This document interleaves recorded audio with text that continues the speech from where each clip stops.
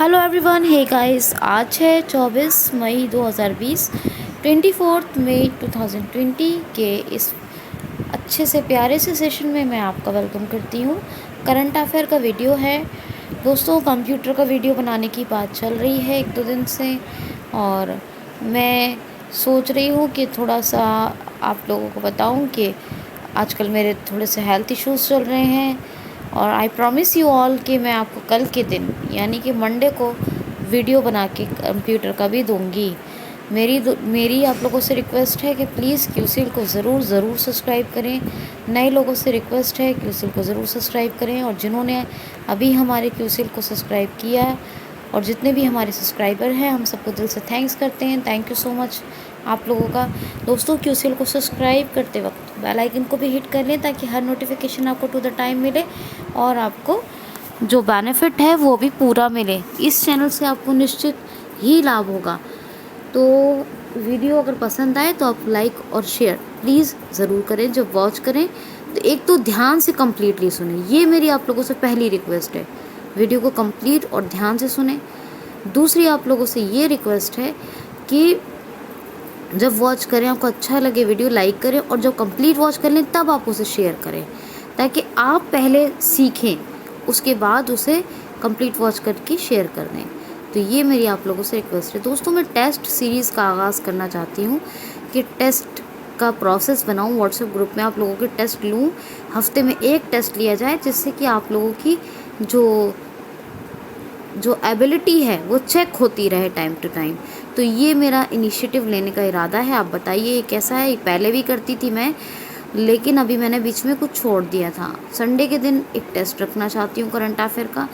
कभी कभी कंप्यूटर का भी लिया करेंगे, और कभी जीएस या इंग्लिश का भी लूँगी। जो मैं पढ़ाऊँगी उसी में से टेस्ट लूँगी। चलिए अब हम कंटिन्यू करते हैं 24 मई 2020 का करंट अफेयर। तो फ्रेंड्स, कंटिन्यू करें। पहला क्वेश्चन लेते हैं। हाल ही में वर्ल्ड यानी हिंदी में सुनिए, विश्व कछुआ दिवस कब मनाया गया है? World turtle day.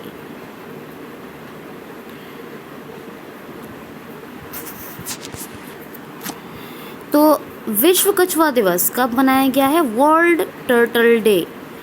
विश्व कछुआ दिवस कब मनाया गया है? कब सेलिब्रेट किया गया है वर्ल्ड टर्टल डे?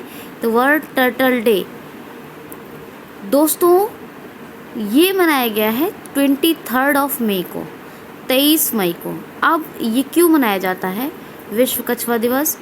तो देखिए, कल भी हमारी बायोडाइवर्सिटी पर बात हुई थी, जैव विविधता पर, और बताया था कि नेचर की बनाई हुई हर चीज़ इम्पॉर्टेंट है, ना वो उसकी ज़्यादती अच्छी है और ना ही उसकी कमी अच्छी है।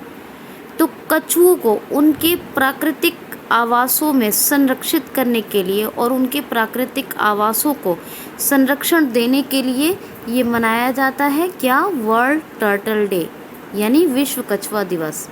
अब देखिए, एक होता है कंजर्वेशन। आप लोग कंजर्वेशन के बारे में जानते होंगे। आप लोगों ने शीशे के बने हुए एक्वेरियम्स देखे होंगे, जहाँ पर हम फिशेस को रखते हैं। वो क्या होता है? वो आर्टिफिशियल होता है ना, कोई नेचुरल थोड़ी होता है। नेचुरल तो समुद्रों में मछली रहती हैं। इसी तरह हर हर चीज़ों का जो भी बायोडाइवर्सिटी है, उन सब का एक होता है प्राकृतिक आवास और एक होता है कृत्रिम यानी आर्टिफिशियल। तो एक होता है कैसा कंजर्वेशन होता है? एक उनका प्राकृतिक आवास का यानी उनका जो नेचुरल कंजर्वेशन होता है, उनके प्राकृतिक आवासों को कंजर्वेट किया जाता है, और एक किया जाता है जो कृत्रिम, जो आर्टिफिशियल कंजर्वेशन दिया जाता है, जो एक्वेरियन। क्या है एक्वेरियन का एग्जाम्पल दिया मैंने आपको, ठीक है। तो ये इसीलिए मनाया जाता है कि कछुए जो होते हैं, उन तमाम कछुओं को उनके प्राकृतिक आवासों सहित संरक्षित किया जाए। ये इसलिए मनाया जाता है विश्व कछुआ दिवस। कब? 23 मई को। अभी आपको इससे पहले मैंने बायोडाइवर्सिटी डे 22 मई को बताया था, वो भी आप याद रखिएगा। और इसके साथ साथ मई के तमाम डेज़ को रिवाइज कीजिए। अच्छा, कंजर्वेशन से मुझे याद आया, जो हम कंजर्वेशन करते हैं, अगर आर्टिफिशियल कंजर्वेशन होता है उसको हम क्या कहते हैं, एक्स सीटू, और जो नेचुरल कंजर्वेशन होता है उसको कहते हैं इन सीटू।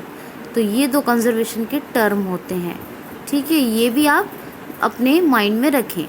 चलिए नेक्स्ट क्वेश्चन लेते हैं। क्वेश्चन देखिए, हाँ दोस्तों जल्दी से ध्यान से सुनिएगा। हाल ही में श्यामला जी भावे का निधन हो गया। ये कौन थी? श्यामला जी भावे। क्या नाम ले रही हूँ? श्यामला जी भावे। इनकी अभी डेथ हो गई। ये कौन थी? तो ये एक प्रतिष्ठित सिंगर थी, बहुत फेमस सिंगर थी, यानी प्रतिष्ठित गायिका थी, एक रेपुटेड जो है सिंगर थी। तो ये प्रतिष्ठित गायिका, इनका नाम श्यामला जी भावे, और इनकी भी डेथ हो गई, ये आपको याद रखना है। नेक्स्ट क्वेश्चन देखिए, हाल ही में अभी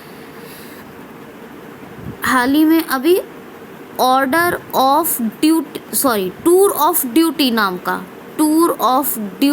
का एक प्रस्ताव कहाँ पारित हुआ है? हाल ही में टूर ऑफ ड्यूटी नाम का प्रस्ताव अभी कहाँ पारित हुआ है? यानी कि किस में अभी टूर ऑफ ड्यूटी नाम का प्रस्ताव यानी बिल लाया गया है? तो ये लाया गया है अपनी इंडियन आर्मी में। देखिए, लोगों की एक हॉबी होती है कि वो इंडियन आर्मी में जॉब करें, लेकिन वो अपनी फुली लाइफ डेडिकेट नहीं करना चाहते इंडियन आर्मी को। मतलब किसी भी आर्मी में होगा, अपने अपने देश का वो सबको पता होगा। हम अपनी इंडियन आर्मी की बात करेंगे तो वो क्या चाहते हैं कि मेरा पूरे जीवन काम ना करें आर्मी में, लेकिन कुछ टाइम काम करें। तो अभी हमारी भारतीय सेना में ये एक बिल आया है, क्या नाम है इसका? Tour of duty. कि अगर कोई आम आदमी यानी कॉमन मैन आर्मी में वर्क करना चाहता है, ड्यूटी करना चाहता है, तो उसको कोई नियमों, शर्तों और ट्रेनिंग में तो कोई छूट नहीं मिलेगी, उसे पूरी तरह से ट्रेनिंग भी करनी होगी और रूल्स रेगुलेशंस को फॉलो करना होगा। लेकिन ये है कि उसके बाद जब वो ट्रेनिंग कर लेगा, वो बंदा जो भी कॉमन मैन है जो ज्वाइन करना चाहता है अपनी इंडियन आर्मी, तो उसके बाद 3 साल तक वो उसमें वर्क कर सकते हैं। क्या? 3 साल तक वो लोग वर्क कर सकते हैं, जो लोग इंडियन आर्मी को ज्वाइन करना चाहते हैं। लेकिन आपको अभी बताया कि ट्रेनिंग के पीरियड में, रूल रेगुलेशन में, किसी भी नियम में किसी भी तरह की कोई छूट नहीं होगी। सबको इक्वल फॉलो करना होगा। जैसे रेगुलर जो अपने रेगुलर सोल्जर हैं, जैसे वो फॉलो करते हैं, वैसे ही फॉलो करना होगा। लेकिन ये है कि जॉब पीरियड कितना होगा? ड्यूरेशन होगा 3 इयर्स, यानी जो ड्यूटी का ड्यूरेशन होगा वो 3 साल होगा, 3 इयर्स होगा। और फिर लोग वहाँ पर 3 साल तक अपने इंडियन आर्मी में काम कर सकते हैं। तो ये ड्यूटी ऑफ टूर, क्या नाम है?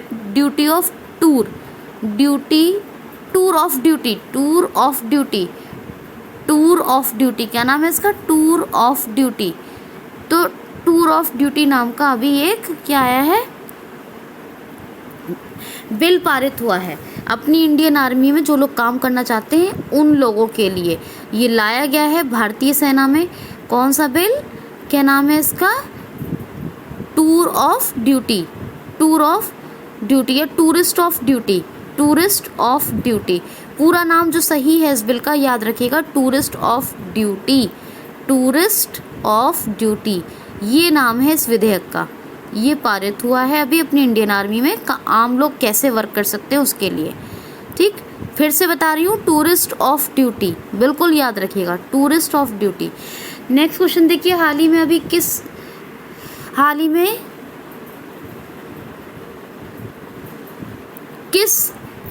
किसने अपनी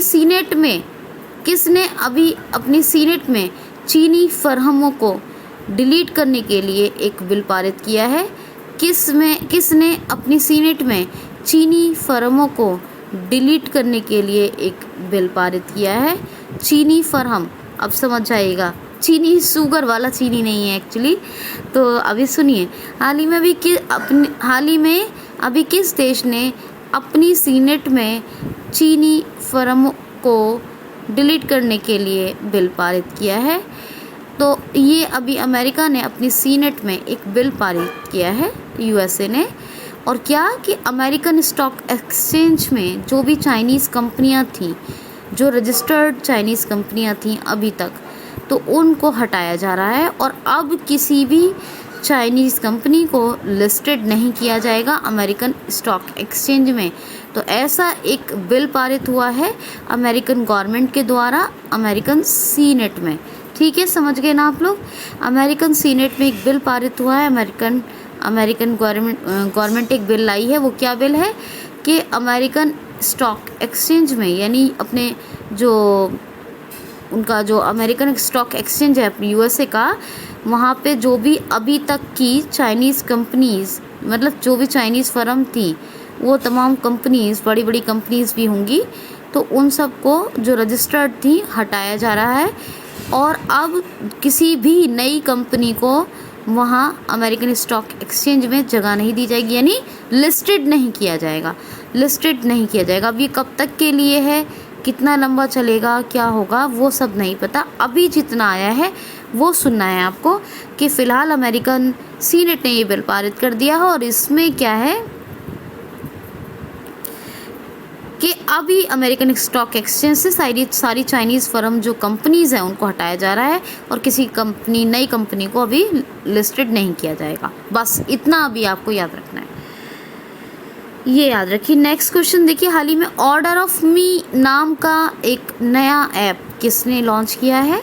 ऑर्डर ऑफ मी नाम का एक नया ऐप किसने अभी लॉन्च किया है?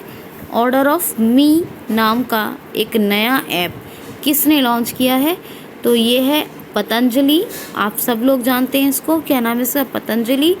2006 में इसकी स्थापना हुई थी। आचार्य बालकृष्ण के साथ मिलकर बाबा रामदेव ने इसकी स्थापना की थी और हरिद्वार में इसका हेडक्वार्टर है। ये हरिद्वार में इसका बहुत बड़ा, आपने शायद सुना होगा, बहुत बड़ी जगह में ये कंपनी बनी हुई है।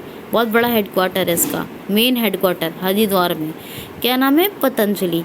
और जगह जगह बहुत सारे शहरों में पतंजलि स्टोर्स हैं, आपके यहाँ, सबके यहाँ होंगे। ठीक है, तो बहुत बड़े लेवल पे काम कर रही है ये। तो पतंजलि ने अभी एक ऑर्डर ऑफ मी नाम का ऐप लॉन्च किया है। किसने? पतंजलि ने। अभी पतंजलि कंपनी ने एक ऑर्डर ऑफ मी नाम का एक ऐप लॉन्च किया है, यानी कि ये क्या है? ई कॉमर्स ऐप है। तो अगर हमसे पूछा जाएगा तो हम क्या बोलेंगे? क्वेश्चन क्या आएगा कि ऑर्डर ऑफ मी ऐप या order of me e commerce app, क्या नाम आएगा पूरा? Order of me e commerce app, order of me e commerce. तो ऑर्डर ऑफ मी ये ऑर्डर ऑफ मी का अगर ओनली पूछ लिया जाए तो आप ये याद रखिएगा, ई कॉमर्स ऐप है, यानी बिजनेस के लिए ऑर्डर दीजिए और क्या होगा, लोगों को उससे सुविधाएं और सेवाएं प्रोवाइड करवाई जाएंगी। तो ये ई कॉमर्स ऐप है। Order of me e commerce app Patanjali का है और पतंजलि के बारे में तो मैंने अभी बताया है। और वो बहुत ही इम्पॉर्टेंट है, टूरिस्ट ऑफ ड्यूटी, ये आप मत भूलिएगा, जो अपनी भारतीय सेना में अभी जो ये विधेयक पास हुआ है, ठीक है, वो मत भूलिएगा। और करंट अफेयर तो सभी इम्पॉर्टेंट होता है दोस्तों, बस ध्यान से सुनना होता है।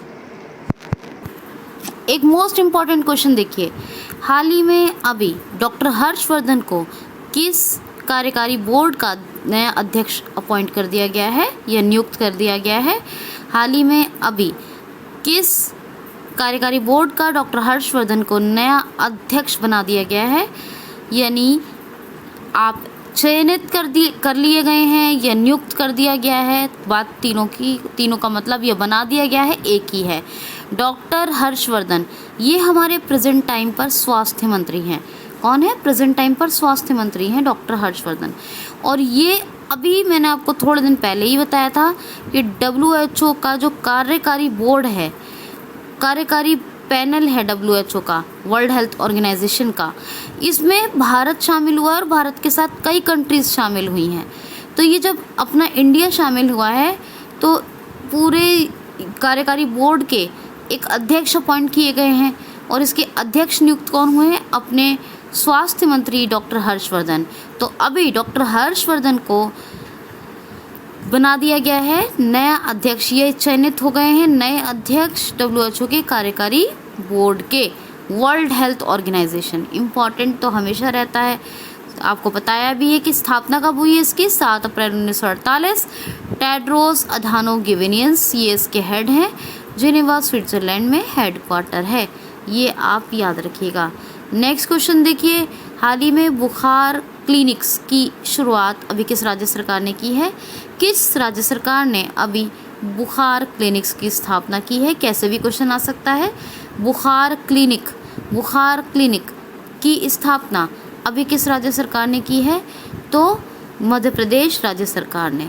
मध्य प्रदेश राज्य सरकार ने बुखार क्लिनिक, यानी बुखार से लोगों की रक्षा हो सके और बुखार से प्रोटेक्शन मिल सके, यानी इनको संरक्षित किया जा सके, प्रोटेक्ट किया जा सके, इसी के जनहित में ही जारी की है बुखार क्लिनिक। किसने यानी शुरू की है, स्थापित की है जनहित में बुखार क्लिनिक किसने? MP स्टेट गवर्नमेंट ने। बुखार मतलब फीवर, तो बुखार क्लिनिक ही नाम है इसका, तो बुखार क्लिनिक कहेंगे। अभी सबको रोज़गार मिलेगा, एक योजना ये भी शुरू की है मध्य प्रदेश राज्य सरकार ने, सबको रोज़गार मिलेगा। तो अभी बुखार क्लिनिक और सबको रोज़गार मिलेगा, ये दोनों अभी MP स्टेट गवर्नमेंट ने शुरू की हैं। अभी आपको बताया था 2 या 3 दिन पहले की बात है कि झाबुआ डिस्ट्रिक्ट में दीदी वाहन सेवा ये MP स्टेट गवर्नमेंट ने शुरू की है। और आपको बताया था कि ये जो ग्रामीण महिला यानी ग्रामीण आजीविका मिशन की जो वर्किंग महिलाएं हैं, कार्यरत महिलाएं हैं, उन्हीं की इंटरेस्ट के एक हिस्से से इसको शुरू किया गया है। क्या कि जो प्रेग्नेंट लेडीज़ हैं उनको वाहन उपलब्ध करवाया जा सके, डिलीवरी यानी प्रसव के समय उनको ज़रूरत है तो इसको शुरू किया गया। इससे पहले आपको बताया था मैंने कि एक और शुरू हुई थी, अभी MP में एक योजना आई थी जो बुज़ुर्गों की सहायता के लिए थी, संकल्प योजना, ये उमरिया डिस्ट्रिक्ट में शुरू हुई थी। फिर MP में ही मैंने आपको बताया था कि दोबारा से शुरू कर दिया गया है मुख्यमंत्री जन कल्याण संबल योजना को। शिवराज सिंह चौहान जो MP के CM हैं, इन्होंने दोबारा से मुख्यमंत्री जन कल्याण संबल योजना को दोबारा से शुरू कर दिया है। इसमें बहुत सारे लोगों को बेनिफिट्स हैं, तो मैंने आपको बताया था इसमें जैसे प्रेग्नेंट लेडीज़ हैं, एक्सीडेंट वाले लोग हैं, और इसके अलावा भी कई तरह के लोग हैं, तो इसको दोबारा शुरू कर दिया गया है। उससे पहले आई थी FIR आपके द्वार, ये योजना MP में शुरू हुई थी कि कोई सीरियस केस होगा उसे थाने लेके जाया जाएगा, लेकिन MP की जो पुलिस है वो जगह जगह घूमेगी और अगर कोई केस देखती है तो इमीडिएटली FIR दर्ज कर दी जाएगी। ये भी आपको ये बताया था FIR आपके द्वार। मध्य प्रदेश में जीवन अमृत योजना आपको बताया था, जीवन अमृत योजना में त्रिकूट चूर्ण आयुष मंत्रालय के सहयोग से MP में डिस्ट्रीब्यूट किया जाएगा। 50-50 ग्राम के पैकेट होंगे जिनको वितरण किया जाएगा, जिसको वितरित किया जाएगा लोगों की इम्यूनिटी पावर यानी शारीरिक प्रतिरोधक क्षमता को बढ़ाने के लिए। और आपको बताया था कि जीवन अमृत के अलावा जीवन शक्ति योजना आई थी जो मास्क बनाकर महिलाएं बेचेंगी, और ये सारे मास्क जो है 11 रुपये प्रति दर से सरकार को वो बेच सकती हैं। 200 मास्क का एक महिला को टारगेट मिलेगा। अच्छा, मध्य प्रदेश में जो मिड डे मील प्रोजेक्ट चलता है स्टूडेंट्स के लिए, उसी मिड डे मील राशन को अब बांटा जा रहा है। पहले क्या था, खाना मिलता था मिड डे मील, लेकिन ये मिड डे मील राशन को बांटने वाली कौन बन गई है? मिड डे मील राशन जो बांट रही है, कौन बांट रही है? MP state government. अच्छा, MP में आपको पता है टॉप पेरेंट ऐप आई थी स्टूडेंट्स के लिए, और मध्य प्रदेश में टॉप पेरेंट ऐप के बाद टॉप पेरेंट ऐप से पहले एक और आया था, इसके साथ साथ रेडियो स्कूल कार्यक्रम, इसकी शुरुआत भी छात्रों के लिए की थी, प्राथमिक लेवल के जो प्राइमरी के जो स्टूडेंट्स हैं उनके लिए। क्या? रेडियो कार्यक्रम और टॉप पेरेंट ऐप, ये दोनों आए। अच्छा, इसके साथ साथ MP में कितना कुछ मैंने आपको बताया MP के बारे में।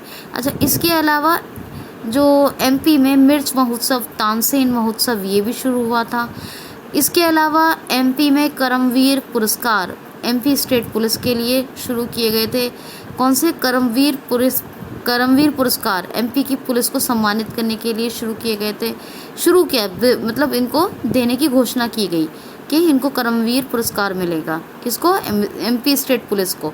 ठीक है, मध्य प्रदेश की पुलिस के लिए।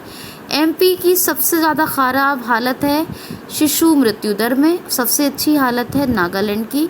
यानी सबसे ज़्यादा जो शिशु मृत्यु दर होने वाला राज्य है वो कौन है? ये एमपी ही है, जिसमें 48 बच्चे मरते हैं 1000 बच्चों में, और 4 बच्चे केवल नागालैंड में मरते हैं 1000 बच्चों में। तो सबसे अच्छी हालत नागालैंड की है।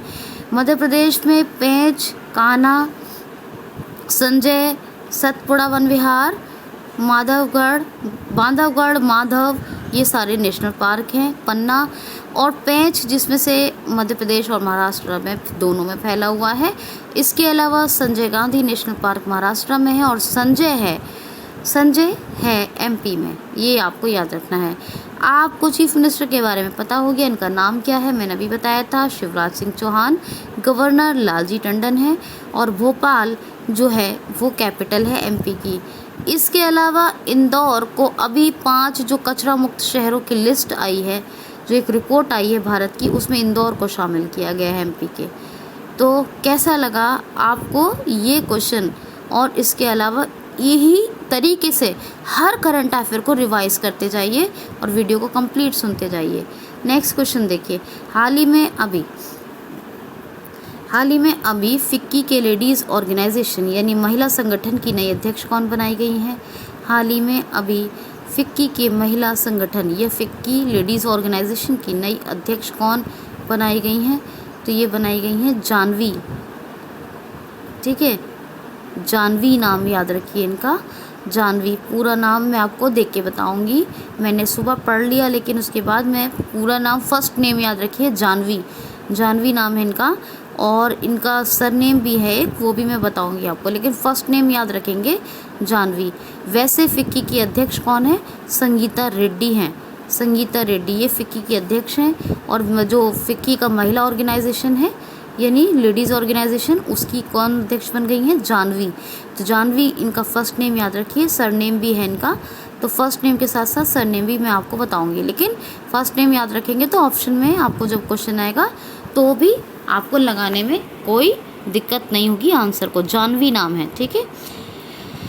Federation of Indian chambers of commerce and industries, ये इसकी फुल फॉर्म है। Federation of Indian chambers of commerce and industries FICCI की फुल फॉर्म है। फिक्की की स्थापना तो 1927 में हुई है, और न्यू दिल्ली में इसका हेडक्वार्टर है। क्वेश्चन देखिए दोस्तों। हाल ही में अभी ग्रीन एनर्जी इक्विपमेंट्स हरित ऊर्जा उपकरणों पर बढ़ाकर आयात शुल्क को कितना कर दिया गया है? हाल ही में अभी ग्रीन एनर्जी इक्विपमेंट्स हरित ऊर्जा उपकरणों पर आयात शुल्क बढ़ाकर कितने प्रतिशत कर दिया गया है? तो ग्रीन एनर्जी प्रोडक्ट्स यानी हरित ऊर्जा उपकरणों पर आयात शुल्क यानी इंपोर्ट टैक्स को बढ़ाकर, इंपोर्ट ड्यूटी को बढ़ाकर कितना कर दिया गया है? 20% इंक्रीज़ कर दिया गया है। यानी कि जितना भी इंपोर्ट पर अभी तक टैक्स लगता था उसको 20% बढ़ा दिया गया है। और ऐसा भारतीय सरकार यानी भारत सरकार ने, अपनी केंद्र सरकार ने क्यों किया है? आपने कुछ दिन पहले श्री नरेंद्र मोदी जी को सुना होगा, उन्होंने 2 बातें कही थी। एक तो आत्मनिर्भरता के बारे में, और कहा था कि लोकल चीज़ों को यूज़ कीजिए। जितना लोकल और वोकल बढ़ेगा उतना ही हमारा भारत स्ट्रांग होगा। तो लोग क्या है, अपने लोकलिटी के साथ अच्छे प्रोडक्ट्स हैं उनको यूज़ कर पाएँ। यानी लोकल वोकल को बढ़ावा कैसे मिलेगा?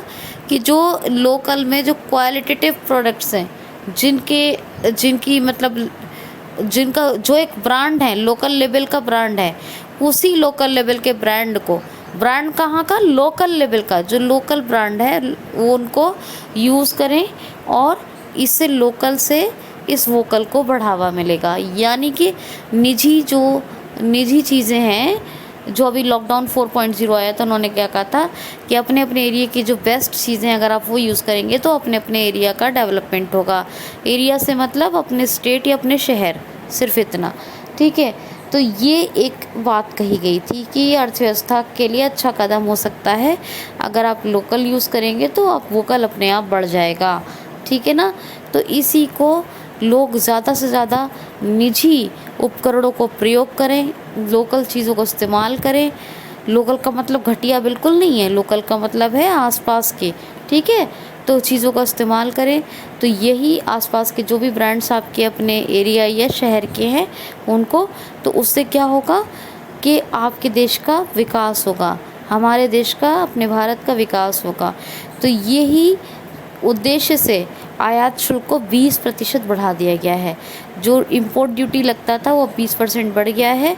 और ये हरित ऊर्जा उपकरण यानी ग्रीन एनर्जी इक्विपमेंट्स पर तो ये क्या हो गया है, ग्रीन एनर्जी इक्विपमेंट्स पे तो ये अभी 20% बढ़ भी गया है, बाकी चीज़ों में भी बढ़ जाएगा, ठीक है। लेकिन फ़िलहाल अभी ग्रीन एनर्जी इक्विपमेंट्स पे बढ़ गया ये टैक्स 20% आयात शुल्क। नेक्स्ट क्वेश्चन देखिए, हाल ही में अभी आरबीआई ने 15,000 करोड़ रुपए का लोन किस बैंक को देने की घोषणा की है। हाल ही में अभी आरबीआई ने 15,000 करोड़ रुपए के बैंक लोन की मंजूरी किस बैंक को दी है। हाल ही में आरबीआई ने किस बैंक को 15,000 करोड़ के ऋण की मंजूरी दी है। तो एग्जिम बैंक क्या है, export and import bank. Export import bank ये भारत अपने इंडिया का है। इसकी स्थापना भी 1982 में हुई थी और 1982 में नाबार्ड की भी स्थापना हुई थी, ये भी याद रखिएगा। तो नाबार्ड और एग्जिम बैंक दोनों 1982 में बने थे। और डेविड रस्किनो इसके हेड हैं एग्जिम बैंक के। तो एमडी एंड सीईओ हैं कौन, डेविड रस्किन। तो अभी क्या है, 15,000 करोड़ का लोन लिया है एग्जिम बैंक ने RBI reserve bank of India से, ठीक है, ये आप याद रखिएगा। और इसकी मंजूरी आरबीआई ने दे दी है। आरबीआई की स्थापना तो आपको पता है 1935 में हुई है 1 अप्रैल को। और शक्तिकांत दास ये कौन है, गवर्नर है आरबीआई के। ये अपने भारत का बैंकों का बैंक है, फादर ऑफ बैंक है, मुद्रा बैंक है अपनी भारत का, ये सभी जानते हैं। तो ये आप याद रखिएगा। नेक्स्ट क्वेश्चन देखिए, हाल ही में अभी सबसे सर्वाधिक पीपीई एक्सपोर्ट करने के मामले में दूसरे नंबर का देश कौन सा बन गया है। विश्व भर में सर्वाधिक पीपीई निर्यात करने के मामले में, यानी सर्वाधिक पीपीई पर्सनल प्रोटेक्शन इक्विपमेंट्स निर्यात करने, एक्सपोर्ट करने की लिस्ट में दूसरे नंबर का देश विश्व का यानी वर्ल्ड का कौन सा बन गया है। तो अपना देश भारत सेकंड नंबर का कंट्री बन गया है पीपीई एक्सपोर्ट करने के मामले में। फर्स्ट नंबर चाइना का है, सेकंड अपना भारत है।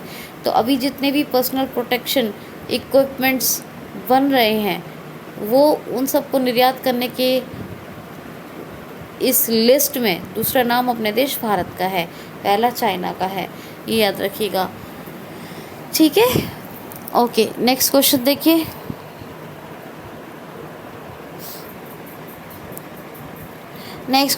हाल ही में अभी पहला आर-वोट नाम का रोबोट डिवाइस किस ने अभी डेवलप किया है। हाल ही में अभी किसने आर-वोट नाम का रोबोट डिवाइस किसने डेवलप किया है। हाल ही में अभी किसने आर-वोट रोबोट डिवाइस डेवलप किया है। हाल ही में पहला, छोड़ दीजिए पहला नहीं क्योंकि इससे पहले भी होते रहे हैं। हाल ही में पहला जब होगा कहीं पे भी तो मैं आपको साथ में पहला बताऊंगी, पर ये पहला यहाँ नहीं, पहला नहीं लगेगा। ये क्वेश्चन ऐसे है कि आर वोट रोबोट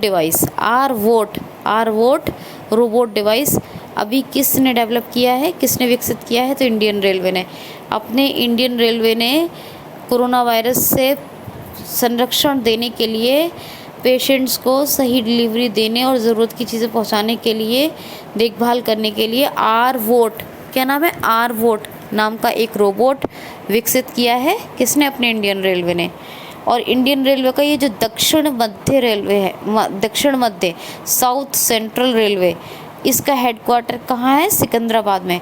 तो दक्षिण मध्य रेलवे ने अभी इसको डेवलप किया है, यानी south central zone of Indian railway. Indian railway का जो साउथ सेंट्रल रेलवे जोन है, दक्षिण रेलवे मध्य जोन है, उसने इसको डेवलप किया है। किसको? आरवोट नाम के रोबोट डिवाइस को, कोरोना वायरस के कारण। ठीक है जी, याद रखना है। अब ये दक्षिण मध्य रेलवे का तो हेडक्वार्टर सिकंदराबाद में है। एक दक्षिण तटीय रेलवे भी है, दक्षिण तटीय रेलवे, उसका हेडक्वार्टर कहाँ है? तो उसका है विशाखापत्तनम, विशाखापत्तनम आंध्र प्रदेश। ये आंध्र प्रदेश के सिकंदराबाद में ही जो है दक्षिण मध्य रेलवे, ये सिकंदराबाद यूपी वाला नहीं है, सिकंदराबाद आंध्र प्रदेश का है, जहाँ साउथ सेंट्रल रेलवे जोन का हेडक्वार्टर है। और साउथ जो तटीय रेलवे है, तो ये तटीय रेलवे का हेडक्वार्टर कहाँ है? आंध्र प्रदेश की विशाखापत्तनम में। और इसी तरह आप पश्चिम रेलवे का, पूर्वी रेलवे का, उत्तर पूर्वी रेलवे का आप याद रख सकते हैं। पश्चिम रेलवे का कहाँ है? मुंबई में। अब बताइए मुझे ज़रा, उत्तर मध्य रेलवे और उत्तर पूर्वी रेलवे का हेडक्वार्टर कहाँ है? इन दोनों का कमेंट बॉक्स में बताइए। ठीक है, याद रखना है। अच्छा, रेलवे ने अब ये साउथ सेंट्रल रेलवे यानी दक्षिण मध्य रेलवे ने आरवोट नाम का रोबोट डिवाइस डेवलप किया है। ये तो बात समझ में आ गई। पहली श्रमिक ट्रेन भी कहाँ से कहाँ तक चलाई गई थी? अभी इंडियन रेलवे ने चलाई है। ये नाम है लिंगमपल्ली, सरलिंगमपल्ली से झारखंड तक, लिंगमपल्ली से झारखंड का, झारखंड की एक जगह है जो मैं आपको बताऊंगी। तो बहरहाल लिंगमपल्ली से ये झारखंड तक एक ट्रेन चलाई, सबसे पहली श्रमिक ट्रेन थी। ये किसने? भारतीय रेलवे ने, इंडियन रेलवे ने। ठीक, याद रखिएगा।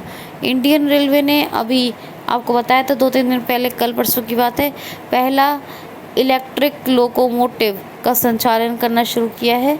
तो इलेक्ट्रिक लोकोमोटिव ये पहला संचालित हुआ है बिहार के बिहार का मधेरपुरा में। फ्रेंच कंपनी ने इसको बनाया है और जो मैन्युफैक्चरिंग है वो इंडिया, अपने देश भारत में हुई है। तो क्या नाम है इसका?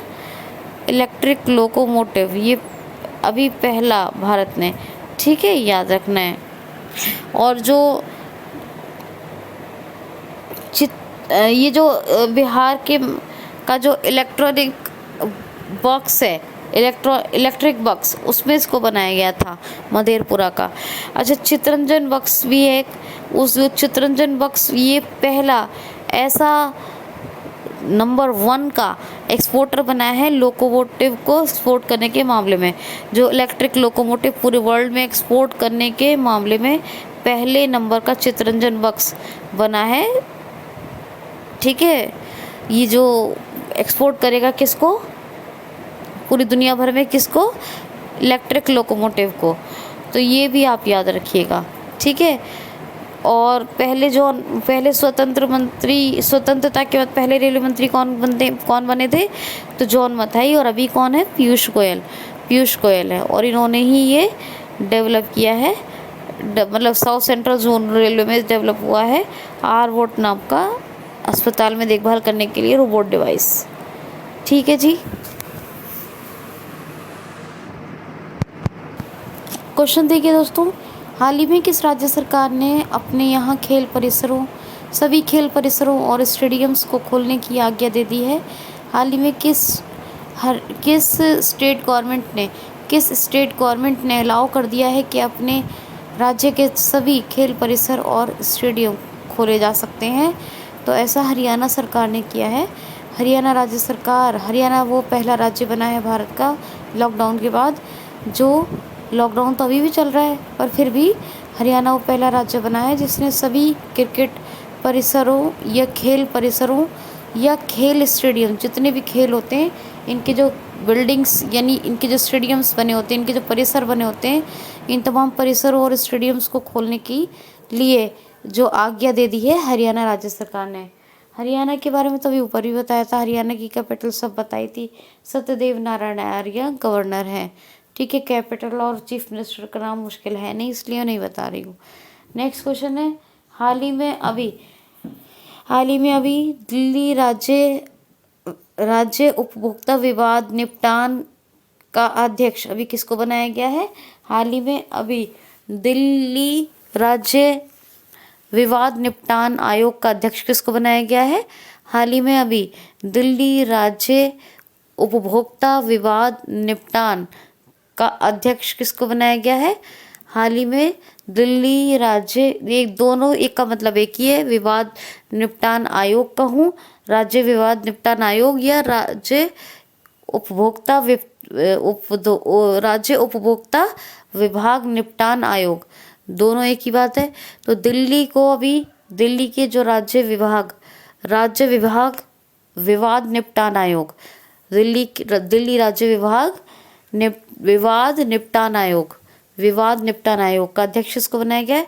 तो संगीता ढींगरा सहगल बन गई हैं। ये चीफ जस्टिस ऑफ दिल्ली हैं, ये दिल्ली हाई कोर्ट की जज हैं। क्या नाम है? जज रही हैं, चीफ जज of new Delhi high court रही हैं और अभी हैं, यानी दिल्ली हाई कोर्ट की ये चीफ जस्टिस रही हैं। और संगीता ढींगरा सहगल को दिल्ली उपभोक्ता मानव विवाद आयोग का नया अध्यक्ष बना दिया गया है। ये chief justice of Delhi high court रही और अभी भी इनको क्या बना दिया गया है? दिल्ली विवाद निपटान आयोग का नया अध्यक्ष, राज्य विवाद निपटान आयोग का। तो ये आप याद रखिएगा। अच्छा, ये चीज़ याद रखिएगा, जो पीपीई वाला क्वेश्चन लिया था, तो पीपीई निर्माता क्वेश्चन ऐसे आ सकता है, दुनिया का दूसरे नंबर का कौन सा देश पीपीई निर्माता बना है? दुनिया का कौन से नंबर का दूसरे नंबर का देश, दुनिया का कौन सा दूसरे नंबर का देश पीपीई निर्माता बना है? तो निर्माता कहते हैं प्रोडक्शन करता है, यानी प्रोड्यूसर। तो पीपीई प्रोड्यूसर सेकंड नंबर का वर्ल्ड में कौन बन गया? अपना देश भारत। निर्यात करने का मामला तो है ही, लेकिन प्रोड्यूस करना, प्रोड्यूसर सेकंड नंबर का प्रोड्यूसर कंट्री कौन है? पर्सनल प्रोटेक्शन इक्विपमेंट्स पीपीई को तो अपना देश भारत, पहले नंबर का चाइना। तो ये ऐसे भी याद रखना होगा आपको। नेक्स्ट क्वेश्चन है, ओके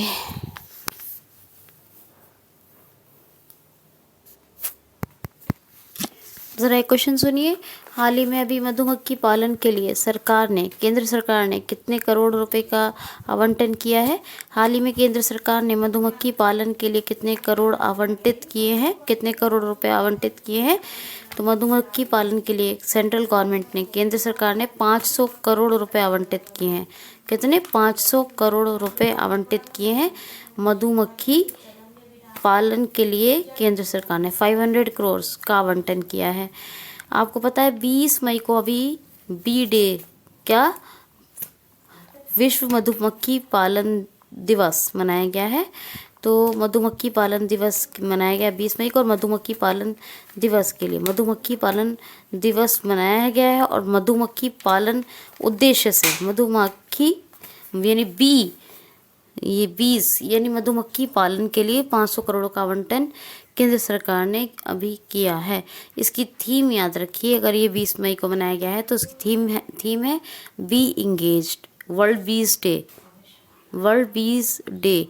इसकी क्या है? बी इंगेज्ड, ये इसकी थीम है। 500 करोड़ का आवंटन अपने भारत सरकार ने किया है। देखिए, जो इंडियन रेलवे का चितरंजन बक्स है ना, चितरंजन बक्स ने 431 इलेक्ट्रिक लोकोमोटिव बनाए थे और वर्ल्ड में ये नया रिकॉर्ड बनाया था कि 431 इलेक्ट्रिक लोकोमोटिव एक साल के अंदर बना के निर्यात किए, लोगों मतलब एक्सपोर्ट किया इसका। तो ये न्यू वर्ल्ड रिकॉर्ड चितरंजन बक्स ने बनाया था इंडियन रेलवे के। एक तो ये, और एक जो बताया आपको मैंने, लिंगमपल्ली से जो ट्रेन चली श्रमिक स्पेशल, तो झारखंड के हटिया तक, लिंगमपल्ली से झारखंड के हटिया तक उसको चलाया गया था। ये भी आप याद रखिएगा। ये भी 2 इंडियन रेलवे के इम्पोर्टेंट फैक्ट थे। दोस्तों बताइएगा करंट अफेयर कैसा लगा, और खुश रहिए, अपना ख्याल रखिए। Thanks for watching.